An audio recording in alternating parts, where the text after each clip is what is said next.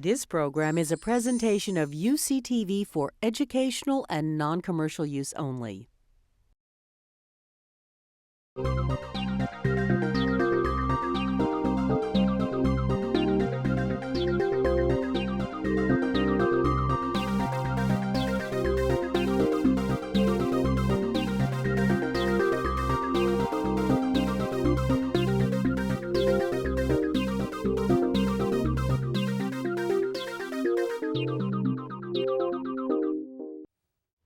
Welcome to A Conversation with History. I'm Harry Kreisler of the Institute of International Studies. Our guest today is Scott Sagan, who is the Caroline S.G. Monroe Professor of Political Science and co-director of the Center for International Security and Cooperation at Stanford University. Scott, welcome to our program. Thank you, Harry. Where were you born and raised? I was born and raised in Dearborn, Michigan, just outside of Detroit. The son of a Ford Motor Company auto executive, and my mother was a homemaker, but had been born and raised in India, the daughter of the Methodist Bishop of India. Wow. And looking back, how do you think your parents shaped your thinking about the world? In two ways. First, my father had a PhD in economics, but had not used it in university life. Instead, had gone into business. But he certainly was encouraging of an intellectual life, and was quite encouraging once I decided that I wanted to go get a PhD. My mother's influence, I think, was in part influential in my wanting to do international work. She had been born and raised, born in Lucknow, India, raised in what is now Mumbai and Delhi in northern India, came to the United States to go to college. And so the notion of studying something international was certainly not foreign to me at all, even though I was growing up in the Midwest. And was there a lot of discussion of international affairs and international events at the dinner table? There was. My father used to quiz us on what was in the newspapers quite regularly. And my mother had an unusual habit, is that she was an English major, but also was a passionate India file. And so growing up, we had a piggy bank on the dining room table, and if any of the children made a grammatical error, we had to put a nickel into the piggy bank, and it went to the Ludhiana Medical School in Ludhiana, India. I learned how to speak properly. I think my siblings just were more quiet at the dinner table. They had more money to donate. Right. And where were you educated? Where did you do your undergraduate work? I went to Oberlin College, a small liberal arts school in Ohio that has produced, I think, quite a significant number of international relations specialists, Bob Jervis and Ken Waltz among them. And then went for my junior year to the University of Aberdeen, Northeast Scotland, finished back at Oberlin, and then went straight to Harvard in 1977. And what did you focus on at Harvard? Who did you work under? And what I worked under Sam Huntington and Stanley Hoffman. I had a left-right punch.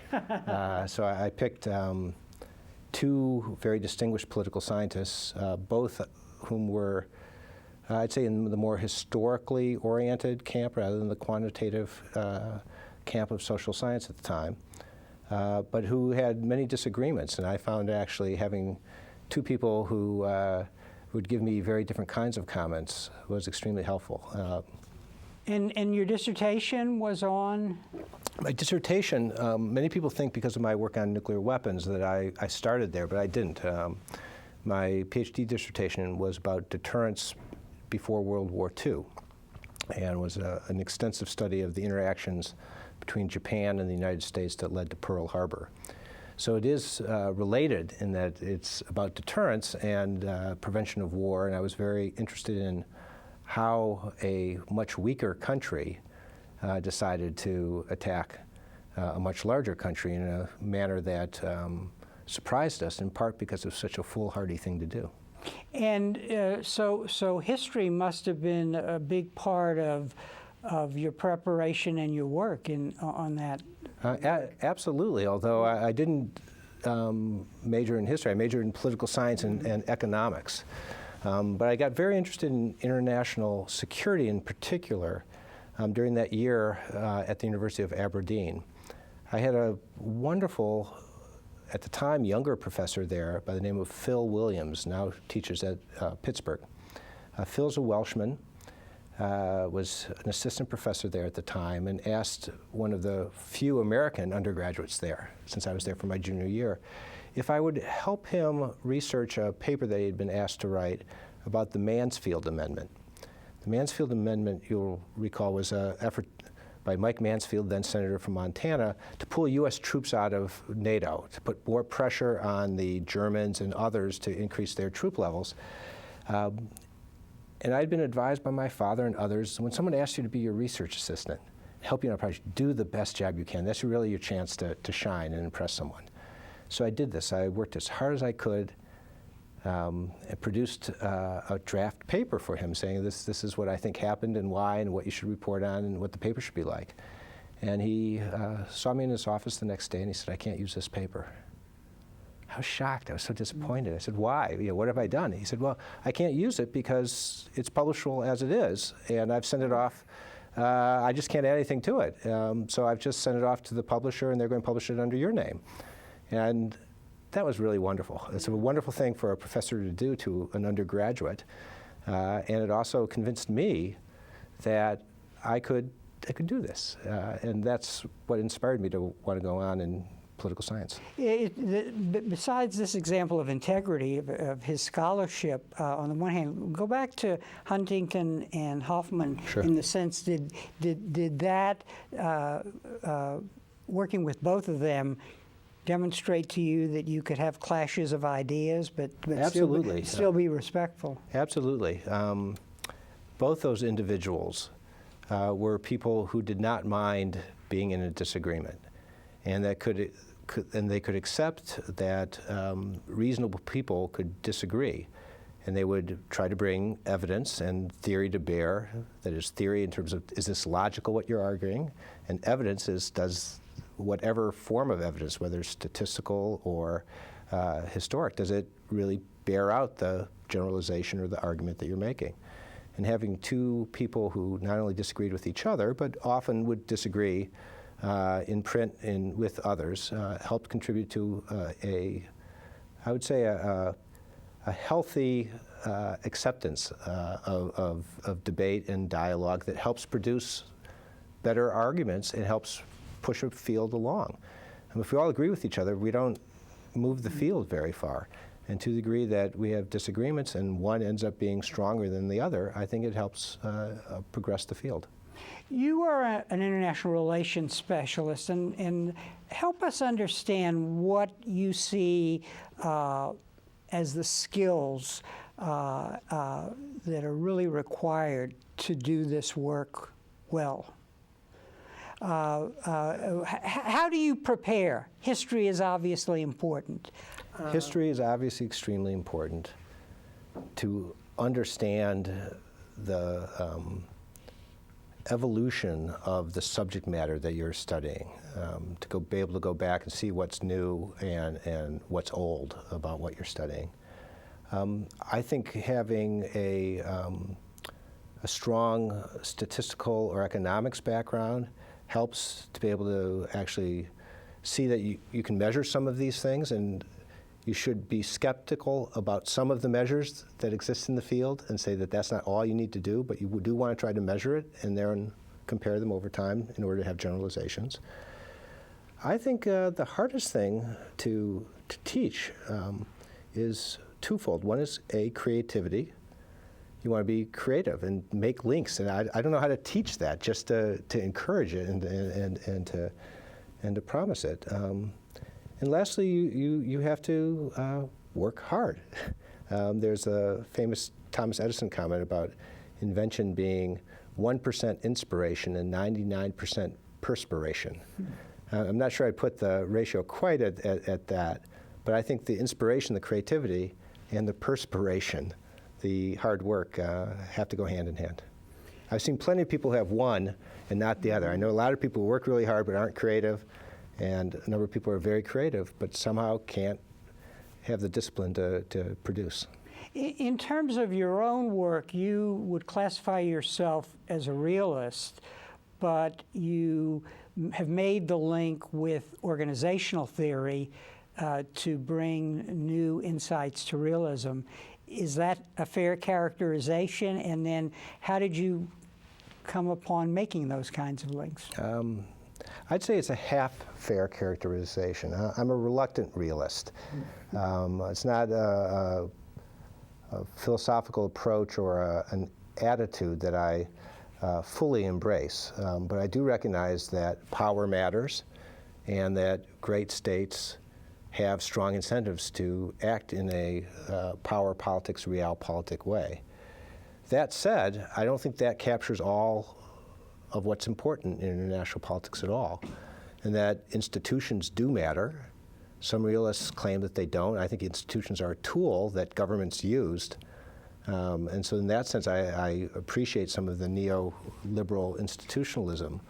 And lastly, I think that the organizations that manage security are extremely powerful actors in their own right, and that we tend to, in realist thought, think about states as the sole actor, when in reality, the state's behavior is formed by groups of organizations, and those organizations sometimes make decisions based on national interests, and sometimes make decisions based on very biased views or their own parochial self-interest. The critique of realism came over time, and correct me if I'm wrong, first from kind of people who looked at bureaucratic politics, along with people who were studying the international economy and the changes there.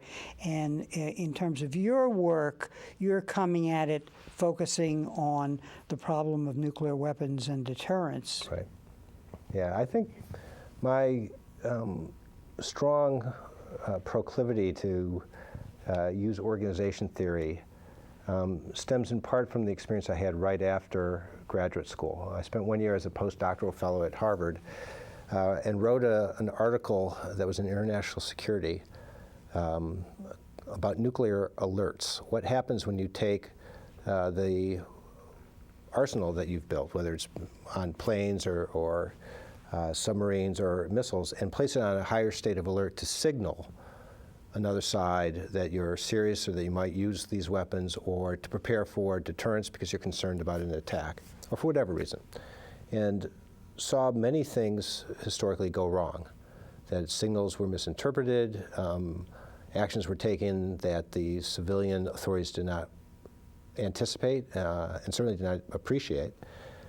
And based on that historical work, I was given a Council on Foreign Relations International Affairs Fellowship. These fellowships are given to, I think, about a dozen people a year, half of whom are government employees, and they go out into the academy or think tank. The other half are scholars under the age of 30 or 35 who go into the government, and their experiences and locations range from the State Department to the Treasury Department to the World Bank or to Congress. I was the first one to get one in the Joint Chiefs of Staff. So because of this work on nuclear alerts, I was given a position in the Pentagon, given clearances of all different sorts that summer, had gone from a ivory tower of Harvard to a windowless room in the basement of the Pentagon, and told the director who had hired me that I didn't want to be a special assistant doing some kind of abstract study for him. That's too close to what I did as an academic. I wanted to be there in the bowels of the Pentagon working operational issues. So he put me in the nuclear planning staff. So I was exposed to the war plans, how officers thought about nuclear weapons in an operational way. I was taken out on KC-135s out to the missile fields and to the bomber bases and shown what they were doing, and saw them exercise, saw military exercise at the highest levels. And it scared the bejesus out of me. I understood the purposes of deterrence, and I actually think that nuclear weapons have had some deterrent effects at some times in history. They are frightening, and the consequences would be horrendous if they were used against an adversary. And yet at the same time, seeing how often the decisions from above get translated through this organizational filter and come out very different at the other end. That experience inside the military shaped a lot of my subsequent scholarship. So I spent 2 years there and then went back into the academy and started writing books, all of which were influenced in one way or another by this organizational sense of strengths and weaknesses of organizations. What was the interplay between what you could find in the organizational theory literature on the one hand, and then the observations that you were making? What was there a kind of a natural fit, or did what you were seeing on the ground kind of help you push the theory further along? A bit of both. I set up the book, The Limits of Safety, as a test between two different theories about the ability of organizations to maintain high reliability. One camp, largely but not entirely here at the University of California, Berkeley, were called the high reliability theorists. And they looked at a number of organizations, including aircraft carriers, nuclear power plants, and argued that you can have extremely high reliability if you have really competent individuals running them, if you maintain high tempos, and argued if you have lots of redundancy in the system, that if one system fails, backups can exist and save the day. The alternative theory was that most prominently pronounced by the work of Charles Perrow, the Yale sociologist, in a book called Normal Accidents Theory, who took a very different perspective, arguing that organizations are complex, and complexity means that no one can fully understand all of the details about what's going on. They're highly interactive. One part interacts with another part, and the complexities and the lack of transparency that's produced, coupled with the tight coupling that one thing can go wrong, another thing can go wrong quickly, produces what he calls a normal accident, not an accident that's caused by malfeasance, not one that is likely necessarily, but one that is normal and that it's going to happen sometime given the complexity and lack of transparency in the system. Some of the additions I made to that theory were recognizing the roles of redundancy. The high reliability theorists thought, oh, redundancy saves the day. This is what you want. If one system, they do understand that no organization is perfect and that you have individuals who will make mistakes or routines that won't succeed. So you have backup systems. And a normal accidents approach would say, well, maybe the backup systems can cause the problem. It's what I've called in another work the problem of redundancy problem. You add more redundancy to a system, and it makes it more complex. In nuclear power plants, you add more guards to make them more secure. Well, you also increase the likelihood that you've added a terrorist sympathizer in the guard force. If you add more redundancy, sometimes you can add a common mode error that will produce exactly the mistake that you're trying to avoid. So I approached this with pretty open eyes, looking at nuclear weapons issues, being skeptical of views that said statesmen control nuclear weapons and they're a deterrent, having seen problems inside the military. But it was not until I started reading the organization theory literature that I began to see glimmers of what I had seen and explanations for what I had seen. And then I started developing it and went back into the history of nuclear weapons in order to see which of those theories was more accurate. And unfortunately came to the conclusions that normal accidents theory reigned. Looking back at that work, is there one incident that really grabbed you in a way not all of them did? I mean, in revealing the role of kind of human error and organizational pathology with implications. And we have to remind our audience that when you look at that period, you're really talking about U.S.-Soviet relations, which in many ways was a stable relationship.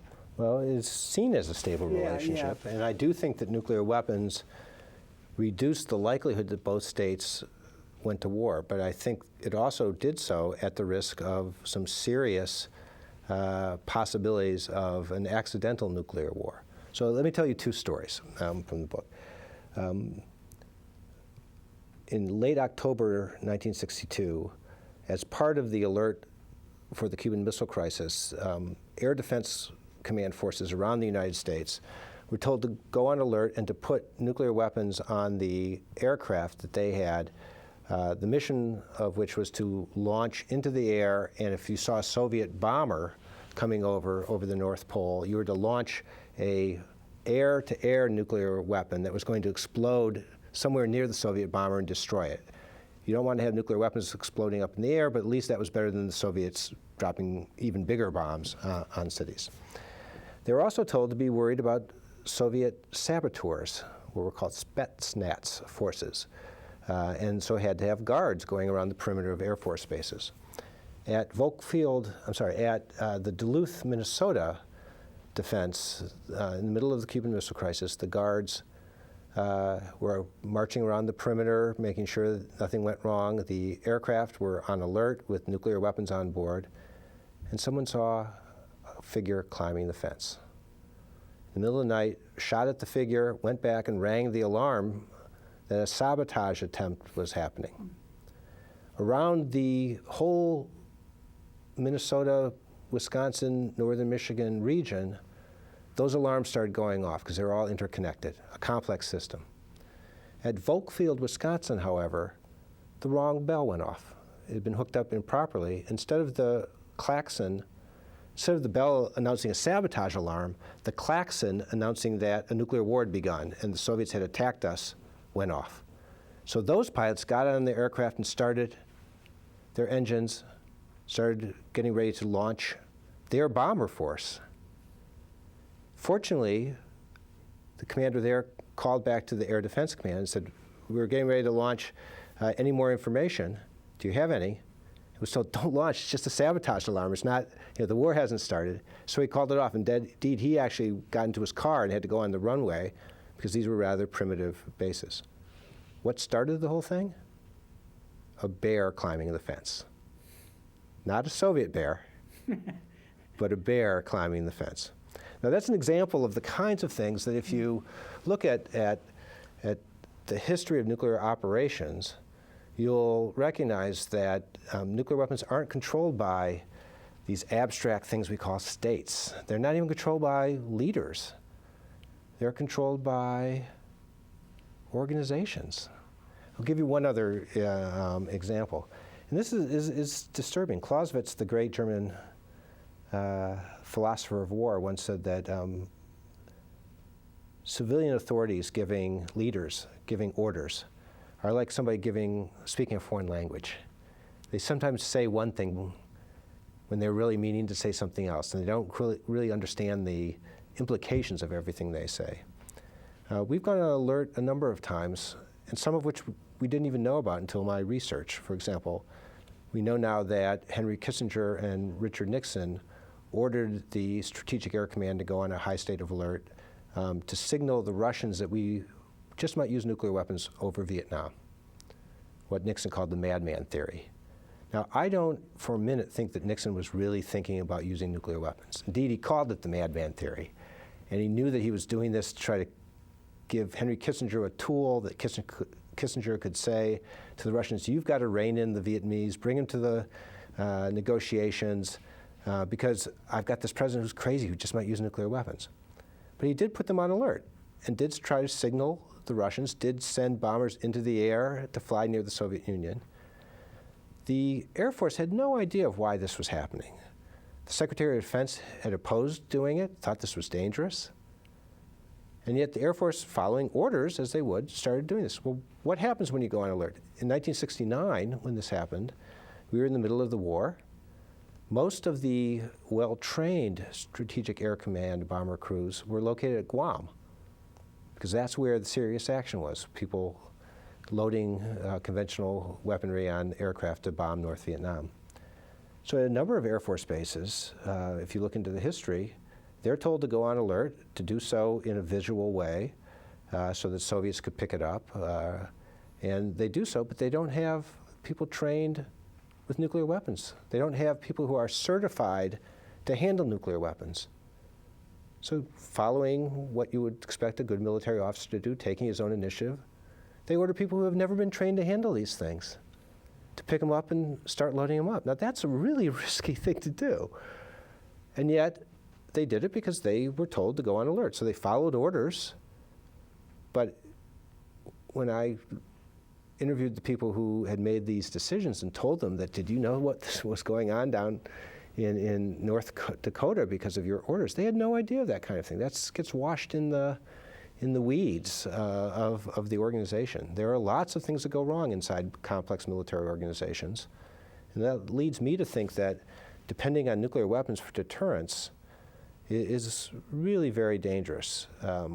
I liken it to walking across thin ice. The fact that you did it once or twice during the Cold War doesn't mean that you should do it in perpetuity and think that you're being safe because of the past. Now, as you move to the problem of nuclear proliferation, I guess these concerns and these examples from the Cold War really must heighten your concern. You've been involved in a series of books, articles, and debates with Ken Waltz, who is sort of the father of today's realists in a way, arguing about whether in a world in which proliferation exists, there can be the kind of stability that can found in a bipolar world, but which you were even questioning in the work that you just described. Sure. So what is it that a realist sees in the stability that comes with proliferation, and how do we get a handle on questioning the theoretical assumptions there? Right. Well, a neorealist like Ken Waltz, and there are others, John Mersheimer, Barry Posen, a number of other scholars who have argued that the spread of nuclear weapons is less to be feared than to be welcomed, because nuclear weapons pose such horrendous costs if you're able to create a reliable second strike force that if you're attacked you can retaliate, that no one will attack you in the first place. It's a rational argument. It seems to be at least part of the truth of the stability during the Cold War, but as I suggested, there are lots of close calls. How do you look at this problem in the developing world as new countries get nuclear weapons in North Korea or Iran or Pakistan or India? And I'd make 2 points. One is that their organizations like ours are going to make mistakes. And if anything, our history shows a really competent civilian-controlled military still making lots of mistakes.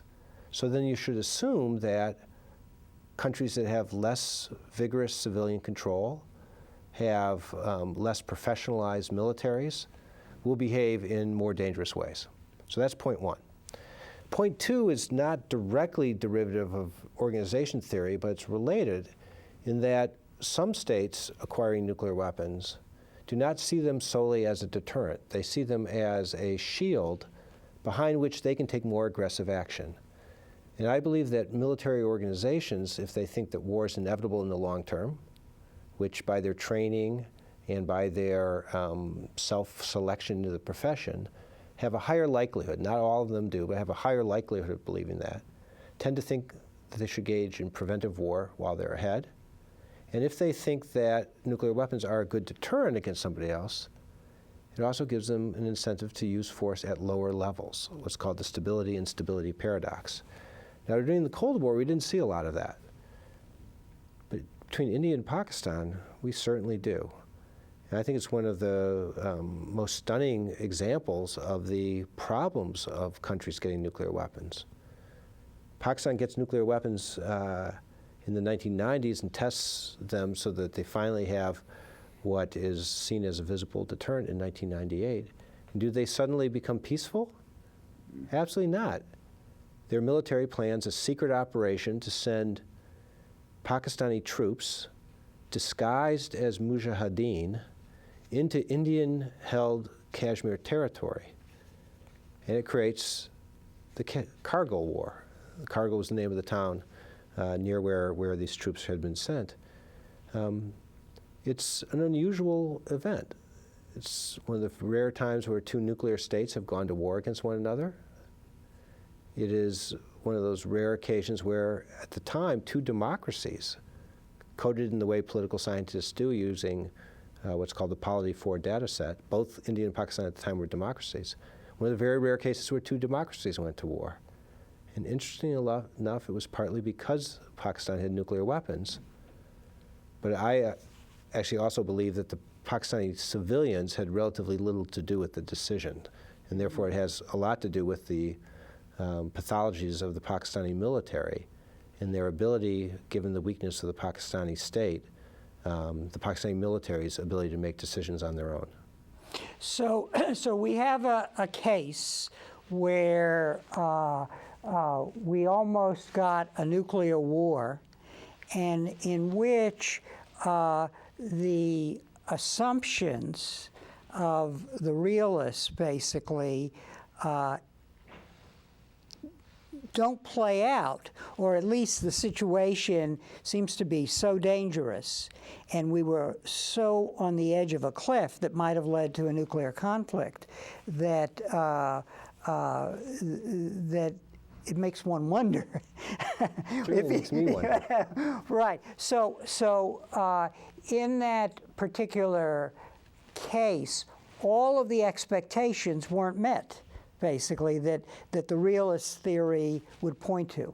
Well, Waltz argues that they were mostly met, and that he will counter my argument by saying that, okay, they went to war, but it wasn't a serious war. You can still have minor skirmishes under nuclear weapons, and the Indians didn't attack because the Pakistanis had nuclear weapons.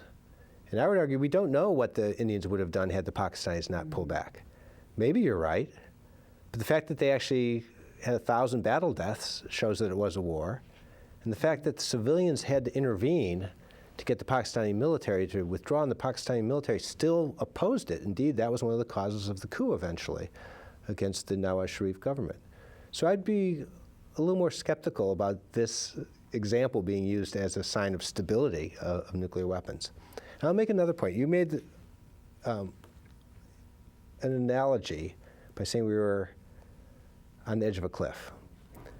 The great economist and strategist Tom Schelling solved, or at least gave one solution to the problem of credibility with nuclear threats by talking about the threat that leaves something to chance. What at the time in the 50s and 60s was often called brinksmanship, saying that when two sides have nuclear weapons, it's hard to have a credible threat to use nuclear weapons first, because you know that the other side could retaliate and mutual disaster could occur. So what credibility do you have in terms of signaling that you might use nuclear weapons first? And Schelling had a brilliant insight. He said, well, you can't really threaten that you're going to jump off a cliff, but you can threaten to come up to the edge of the cliff and to come and take some risks and take steps that create a risk that you're falling out of control. The most charitable view of what Pakistan did in 1999 is that kind of vision, that it took great risks sending troops into Indian-held Kashmir. It was trying to force India to make compromises over Kashmir, and did so even under the umbrella of nuclear weapons, because it was walking on the edge of a cliff, deliberately threatening that things could go wrong. I think that's a fair way of interpreting what they were doing, except I would note one thing. That people often use the analogy here of a game of chicken, of two cars going towards each other, threatening which one's going to swerve, or in the James Dean Rebel Without a Cause, going up towards a cliff and seeing who's going to stop. And what I would note is Pakistan in 1999 may have been driving a car towards a cliff to threaten India, but the civilians were at the wheel, the military was pressing the accelerator, somebody else was pulling on the brakes. This was not a rationally controlled operation. This was a secretive operation that the civilians didn't quite understand what the military was doing. The military was behaving erratically. This is not the kind of nuclear signaling that you think is a very constructive thing. And you make the point, interestingly enough, that some of these actions gave off signals or created vulnerabilities that one could lose control of, so that this movement, this vulnerability, invulnerability, I think is what you call it, where weapons are, the weapons are not ready to go, so to speak, but in making and giving signals to make them ready to go, you make those weapons more vulnerable, essentially, to terrorists who might want to move to seize those weapons. That's absolutely right with mobile missiles, which is what Pakistan uses. So adding the element of terrorist risks on top of the traditional deterrent relationship adds one more complexity that should make, I think, even realists really worry. So in the Pakistani case, the Pakistani government, civilian and military, is aware that they've got a huge terrorist problem in their country. You know, the Pakistani senior, their Joint Chiefs of Staff Command Center has been attacked by terrorists. Their prime minister candidate and their president has been either assassinated in the former case or attempted assassination in the latter case multiple times. They know they have a problem. So they keep their nuclear weapons in storage on military bases, not in the high state of alert that they would have normally, that say we currently maintain, or that we certainly did during the Cold War maintain today. But they have a vulnerability-invulnerability problem. In keeping nuclear weapons in storage next to the missiles on a base, they know that if there's ever an attack by India or the United States against those bases, those weapons are vulnerable. So if they're worried, either for signaling purposes or just for defensive purposes, they feel compelled to take their nuclear weapons out of the base, put them with the missiles on the TELs, the launchers, and move them onto the countryside. That makes them less vulnerable to an attack by an enemy state, but more vulnerable to terrorist seizure, either by an outside group or an insider collaborating with an outside group. And how there's no solution to that vulnerability-invulnerability paradox. It's one that the Pakistanis try to maintain security at all times, but they know that once they put weapons out into the field, it's a much more dangerous game. In the case of some of the actors that we look at now and sort of get chills up our spine, Pakistan, then Iran, we have the additional element, looking at your theories of the role of organizational behavior of religion in the mix, and the fact that the weapons are controlled in these particular countries by organizations that may, with another arm, be sponsoring terrorism. Talk a little about that, because that would seem to add to this equation in a really frightening way. We have to worry about what the religious beliefs tell you about using nuclear weapons on the one hand, but also the sort of mixed goals here. Well, in the case of Iran, we'll support Hezbollah and Hamas. Does that mean that the same organization that's controlling the nuclear weapons makes a more dangerous situation? I don't think that only religious terrorists, and I don't think only Islamic terrorists have been interested in getting nuclear weapons.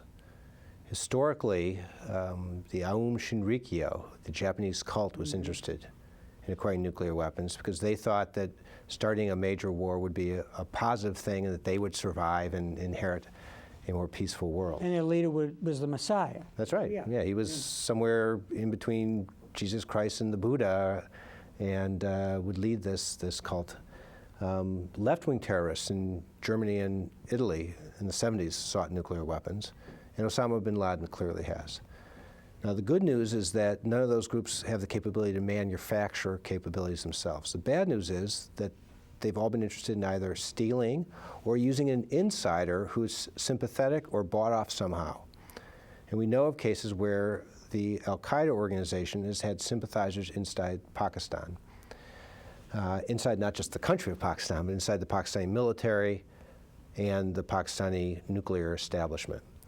The Pakistani government has an interest in trying to reduce that, but when I first started going to Pakistan after the 1998 tests, I was quite shocked to see the organizational structures that they had set up. They had a concern about terrorists, so they did have a group that was responsible to vet the officers who were in charge of maintaining, securing, and potentially launching nuclear weapons. They had personnel reliability programs, they had background checks, etc. But that program was being run by the ISI, their inter-service intelligence organization, which was the same group that was responsible for running the jihadi terrorist organizations and supporting them so that they would go and fight inside Kashmir or elsewhere. So you had the same group of individuals who had some sympathy or at least some ties with what I would call terrorist organizations, the jihadis going to attack inside Mumbai or Delhi or elsewhere. And they were the guys responsible for vetting the security for nuclear weapons. I think that was really foolhardy. Now, fortunately, Khalid Kidvai, the head of the Strategic Plans Division, and the Pakistani military began over time to recognize that this was not the best recipe, and as far as I know, has changed that policy. And at least according to the New York Times, the United States government has spent, according to the Times, over $100 million in assistance to the Pakistani military to help reduce the likelihood that their weapons could be stolen. So one way to deal with this situation is, in fact, to develop mechanisms for a learning process by states that have acquired the nuclear weapons and about whose arsenal there's little we can do once they have it. We can help them make their arsenal safer, to learn the things that the United States has learned about how to prevent the kind of accidents and bureaucratic pathologies that you've talked about. Absolutely. I've often quoted Bismarck, the great German chancellor, who once said that only a fool learns from his mistakes. Wise people learn from other people's mistakes. And therefore, we have, I think, an obligation, we certainly have an interest, and I would say an obligation, to be more forthright in encouraging other countries, if they acquire nuclear weapons, to recognize the grave consequences and how risky this is. We may not want them to get nuclear weapons, but if they do, we want to try to encourage such vicarious learning from our mistakes. The rub here comes in that the traditional interpretation of the Non-Proliferation Treaty, which under Article 1 of the NPT, it says that nuclear weapon states must not help non-nuclear weapon states acquire nuclear weapons. And before 9/11, the interpretation, in the State Department at least, of that clause was that that would prohibit any kind of sharing of technology with any state, not just Pakistan, but any state that acquired nuclear weapons. Indeed, on 9/11, I was in Washington getting ready for a meeting at the National Security Council staff, where a number of us were being asked to try to share our views on the Pakistani nuclear force and how to interpret Article 1. After 9/11, Colin Powell in the State Department turned around very quickly and said this is extreme interest, and the full details of what the United States did there and how we did it and how far we went are classified.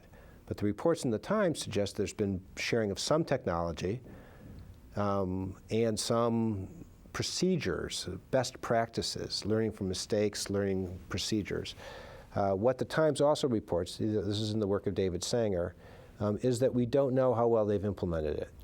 the Pakistanis have an interest to accept information, procedures, technology, they also have a disincentive to let us see how they're implementing it, because that would, again, reduce the invulnerability of their forces, because they know that someday we may try to take them out.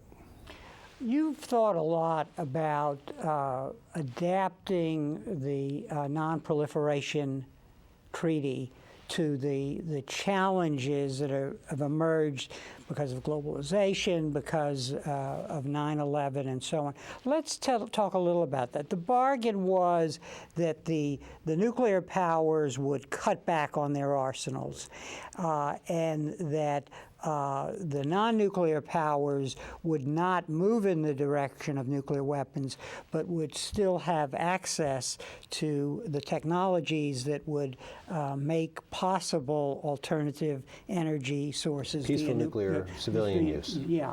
So talk a little about that. How do we have to adapt? What changes do we have to make in the structures of supervision and monitoring on the one hand? Who has to pay for that? And then on the other hand, how do we not deny these non-nuclear states the benefits of nuclear power technology? I think the Nuclear Non-Proliferation Treaty, the NPT, is both one of the very most important treaties that exist in the world today, and one of the least well understood. The basic bargain that you outlined, that the nuclear weapon states would agree to disarm, is not quite right in terms of the exchange for peaceful nuclear energy use and the non-nuclear weapon states agreeing not to acquire nuclear weapons. The bargains are more subtle and more contested. The nuclear weapon states did not agree that they would disarm. They agreed that they would work in good faith towards disarmament, because they recognized that they didn't want to get into a treaty that was time-bound, that said exactly what they wanted to do. We're in the middle of the Cold War when this was signed. So they agreed to work in good faith, and then every 5 years try to demonstrate what they've done. There have been some times where, in my judgment, what we did was not in good faith. But I think the Obama administration recognizes that they have to take good faith efforts and make some progress. They don't have to say when we will disarm, how we're going to do it. It's going to be very complex. It may not occur, as the president put it, in his lifetime, but he wants to insist and push the United States in that direction. Under Article 4 of the treaty, the nuclear weapon states and the non-nuclear weapon states agreed that nothing in this treaty will stop the inalienable right of all countries to acquire peaceful nuclear energy, contingent upon the states being in compliance with Article 1 and Article 2. Well, a couple points about that. First off, it's unfortunate that we used 18th century natural law language in the inalienable rights out of the Declaration of Independence. Albert Wohlstetter once quipped, it's if people have the right to pursue life, liberty, and the pursuit of plutonium. Instead, they wanted states that signed that, non-nuclear weapon states, wanted to say that this is an inherent right. They wanted to say it, but they added that contingency at the insistence of the nuclear weapon states that it's your right provided that you are complying with your promise under Article 2 not to seek to acquire nuclear weapons. So that's the big debate about with Iran today, is are they in compliance? And in this particular case, the IAEA has repeatedly, as recently as February 2011, said that they have evidence that suggests that Iran is not in compliance with their promises not to seek nuclear weapons, and therefore they have gone to the Security Council, and the UN Security Council has said this is a threat to international peace and security and put on sanctions. The rub is not on the compliance and verification issue. The rub is on the enforcement, because the United States and other states have not been able to agree on anything other than sanctions. I'll add two last points about potential reform, because you asked what can you do to strengthen it. It's going to be very hard, but very important. It's hard because the treaty is 180 89 states now are a member of it.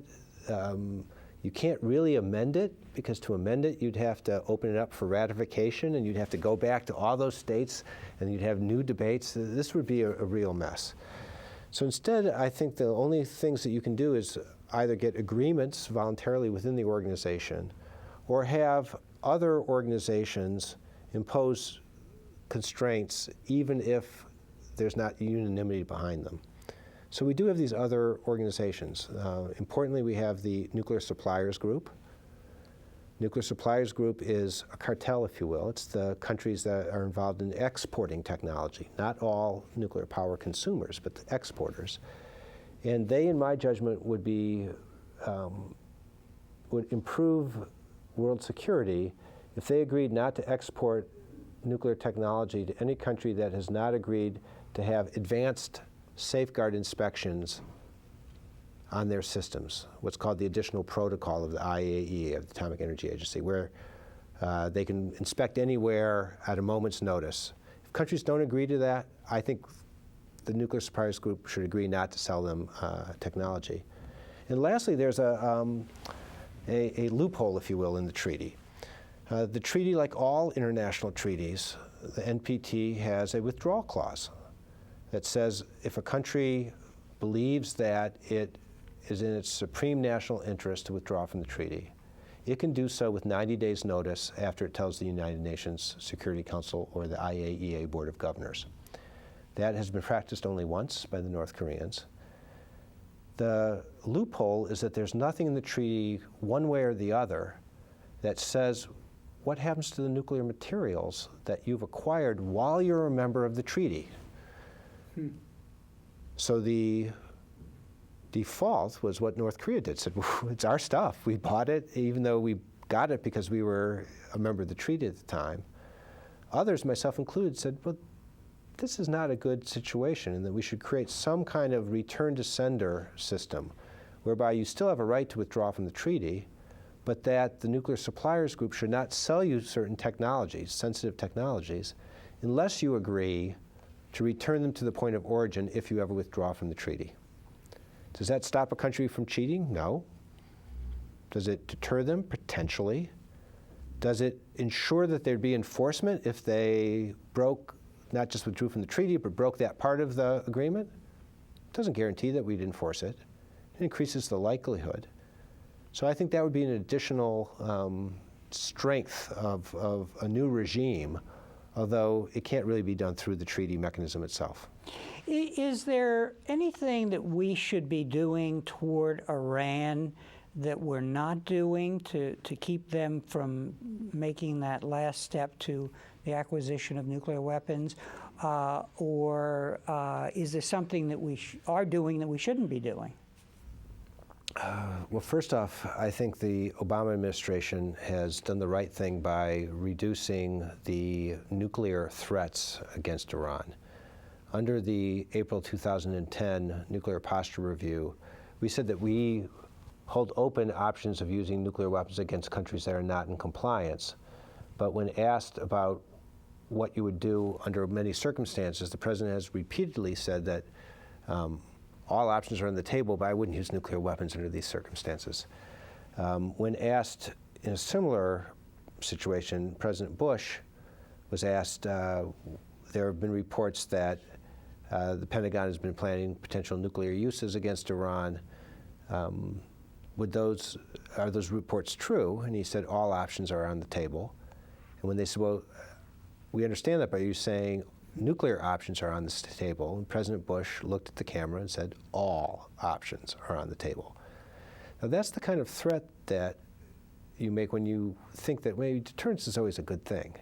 But if you think that threatening nuclear weapons use against a non-nuclear weapon state might increase their incentive to get nuclear weapons themselves, this is not a wise thing. So that's a positive step. I think the biggest challenge will be creating an incentive structure in Iran so that they don't want to at least acquire the bomb option. And that's going to be really hard given how far along they've gotten.